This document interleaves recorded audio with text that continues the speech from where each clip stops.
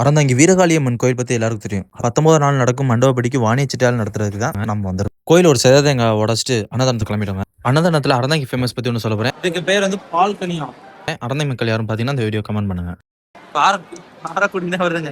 Aranthangi famous பால் கனி. சாப்பிட்டு பார்த்தோம். எல்லா சாப்பாடுமே அருமையா இருந்துச்சு. கடைசியா பாயசம் வாங்கி இலையை கிளீன் பண்ணி தான் வெளில வந்தோம். இது வாணிய செட்டியார்களால் நடத்தப்படும் மண்டபப்படினால கோயில் சுத்தி தீபம் ஏற்றப்படுறாங்க. நம்ம டாக்டர் செக்காட்டியோட இழுப்பண்ண மூலியமா கோயில் சுத்தி தீபம் ஏற்றிருந்தோம். அதோட கிளிப்ஸ் தான் இப்போ 2 கிளிப்ஸ் பாருங்க. ஒரு சில பழமொழிகளும் இருக்குங்க. வைத்தியன்ட்ட கொடுக்குறத வாணியன்ட்ட கொடுங்க, பகலில் சூரியன் இரவில் வாணி, இந்த மாதிரி பழமொழிகள் நிறைய இருக்கு. அதுல ஒரு கான்செப்ட் எடுத்து நம்ம பிசினஸ் சக்சஸ்ஃபுல்லா ரன் பண்ணிருக்கோம். ஸோ மண்டபப்படிதாரர்களும் உள்ளுக்குள்ள டெக்கரேஷன் பயங்கரமா இருந்துச்சு. நம்மளும் ஒரு அர்ச்சனையை ஆரம்பிச்சுட்டு ஒரு சில விளக்கங்கள் அமர்ந்துருந்துச்சு. அதுக்கும் நம்ம விளக்கு சாமி ஊர்வலம் போடுறதுக்கு சாமி ரெடி பண்ணி தான் அந்த கேப்ல நம்ம சாப்பிட போயிட்டோம். 7 மணிக்கெல்லாம் சாப்பிட்றதுக்கு முக்கியமான காரணம் நம்ம டாக்டர் குமரேசன் சார் தான். ஏன்னா அவர் 7 மணிக்கு தூங்கவே சொல்லுவார். நம்ம 7 மணிக்கு தான் சாப்பிடவே ஆரம்பிச்சிருக்கோம்.